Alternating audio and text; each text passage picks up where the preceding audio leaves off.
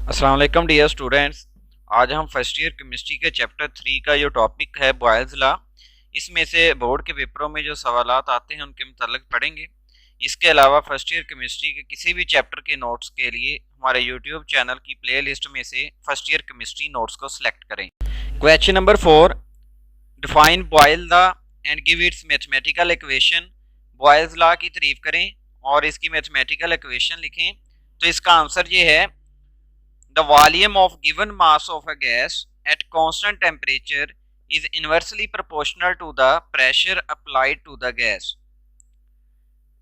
Constant temperature के ऊपर जो वॉल्यूम होता है वो गैस के प्रेशर के इन्वर्सली होता है, यानी कि अगर वॉल्यूम ज़्यादा होगा तो प्रेशर कम होगा और अगर वॉल्यूम कम होगा तो प्रेशर ज़्यादा होगा। मैथमेटिकली हम इसको ऐसे लिख सकते हैं, V inversely proportional to P। और यहाँ पे जब प्रोपोर्शनैलिटी खत्म करेंगे तो इसकी अब के कांस्टेंट लगेगा, पी नीचे डिवाइड हो रहा है उधर जाकर मल्टीप्लाई हो जाएगा, P V is equal to K. इसकी बॉयल्स लॉ की जो सेकंड डेफिनेशन है वो इस तरह से भी बन जाती है, जो लास्ट वाली इसकी मैथमेटिकल फॉर्म बन रही है उसके हिसाब से, the product of pressure and volume is constant quantity. Question number 5, why is the Boyle's law applicable only to the ideal gases. Boyle's law सिर्फ आइडियल गैसेस के ऊपर ही अप्लाई किया जा सकता है। इसका आंसर ये है, Boyle's law is applicable to those gases which have no forces of attraction among the molecules. Boyle's law उन गैसेस के ऊपर अप्लाई किया जा सकता है जिनके मॉलिक्यूल में किसी किस्म की फोर्सेस ऑफ अट्रैक्शन नहीं होती। सच गैसेस आर आइडियल, ऐसी गैसेस जो होती हैं वो आइडियल गैसेस कहलाती हैं। तो दरअसल रीज़न ये है कि अगर गैस के मालिक्यूल के दरमियान फोर्सेस और अट्रैक्शन होगी तो वॉल्यूम के चेंज होने से प्रेशर जो है उस तरह से चेंज नहीं होगा। तो इस वजह से बॉयल्स लॉ को सिर्फ आइडियल गैसेस के ऊपर ही अप्लाई किया जा सकता है। Question number 6, what is an isotherm.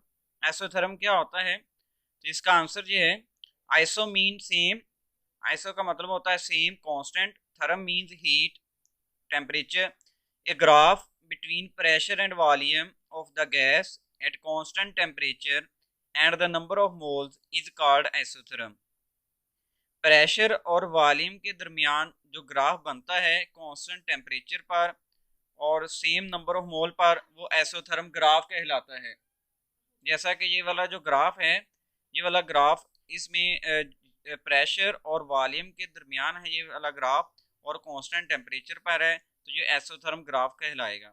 और ये कर्व शेप इसकी होती है, पैराबोलिक कर्व।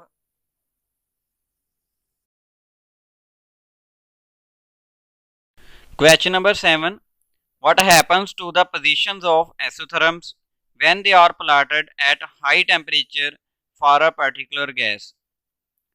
जब हम किसी खास गैस यानी कि गैस को चेंज ना करें, सिर्फ जो है पहले हम एक्सपेरिमेंट करें कम टेम्परेचर के ऊपर, तो आइसोथर्म जो है उसका एक ग्राफ बनेगा। उसके बाद हम क्या करते हैं कि टेम्परेचर को ज़्यादा कर दें, गैस वही रहने दें, लेकिन टेम्परेचर ज़्यादा करने से जो आइसोथर्म का ग्राफ है वो किस पोजीशन पर बनेगा। तो इसका आंसर ये है, when the isotherms are plotted at higher temperature then they go away from the axis.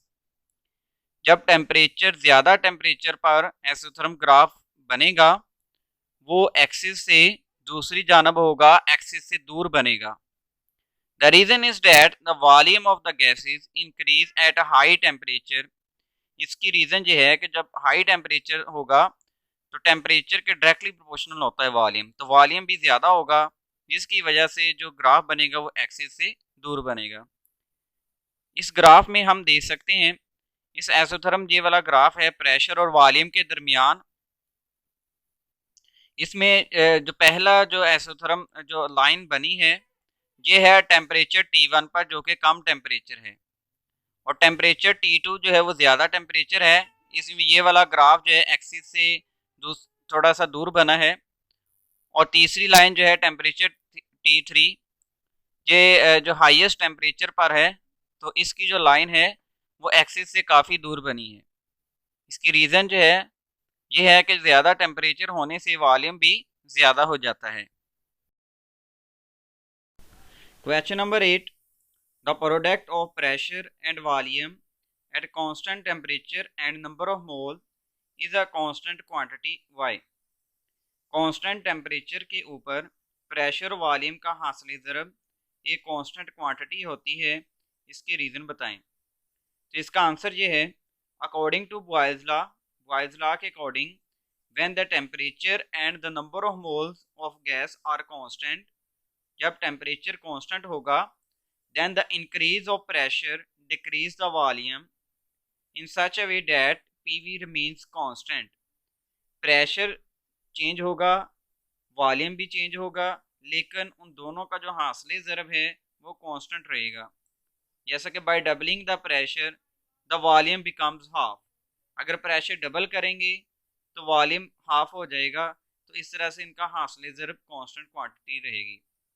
For example, अगर प्रेशर पहले 8 एटमॉस्फेरिक था और जो वॉल्यूम था वो 2 डेसीमीटर क्यूब था, तो इन दोनों का हासिल ज़रब जो है वो 8 इंटू 2 16 बन गया।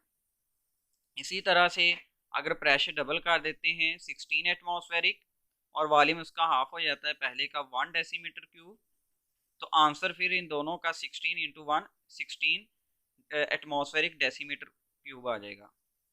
तो इस तरह से P1 V1 is equal to P2 V2।